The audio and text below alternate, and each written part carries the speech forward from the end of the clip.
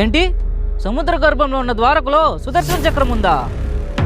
శ్రీకృష్ణుడు భూమిని వదిలి వెళ్ళాక సుదర్శన చక్రాన్ని ద్వారకలో సురక్షితంగా దాచారని నమ్ముతారు. కృష్ణుడు ఎందుకని కురుక్షేత్రంలో ఆ సుదర్శన చక్రాన్ని వాడలేదు? ఒకవేళ కృష్ణుడు కురుక్షేత్రంలో దీన్ని వాడుంటే ఈ ఒక్క చక్రంతోనే మొత్తం కౌరవ సైన్యాన్ని మట్టి పెట్టేవాడు. కానీ అలా చేయలేదు. ఏదైనా కారణం ఉందా? కురుక్షేత్ర యుద్ధాన్ని దేవుడిగా కాదు, సారథిగా, మార్గదర్శిగా నడిపించడం అవసరం కాబట్టి. ఇంతకీ ఆ సుదర్శన చక్రం ఎలా తయారైంది? కృష్ణుడి దగ్గరికి ఎలా వచ్చింది? మన పురాణాల్లో దీనికి 2 వేరువేరు సమాధానాలు ఉన్నాయి. విష్ణు పురాణం ప్రకారం విశ్వకర్మ సూర్యుడి వేడి తగ్గించడానికి సూర్యుడి శక్తిని కొంత తీస్తున్నప్పుడు బయటపడ్డ అగ్నిజ్వాలతో ఈ సుదర్శన చక్రాన్ని తయారు చేశారు. మరి ఇంకో పురాణం ప్రకారం మహాభారత కాలంలో విష్ణుమూర్తి పరమేశ్వరుణ్ణి సంతోషపరచడానికి ఘోరమైన తపస్సు చేశాడు.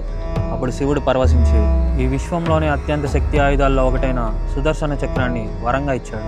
అందుకే ఈ సుదర్శన చక్రం బ్రహ్మాండంలోని అత్యంత వినాశకరమైన అలాగే రహస్యమైన ఆయుధం అన్నమాట. అవును. మరి ఇది నిజంగానే సముద్ర గర్భంలో దాగి ఉందా? దీనికి కూడా 2 ఛాన్సెస్ ఉన్నాయి. కృష్ణుడు భూమిని వదిలి వైకుంఠం వెళ్ళేటప్పుడు ఆయనతో పాటే వెళ్ళిందని కొన్ని గ్రంథాల్లో చెప్పారు.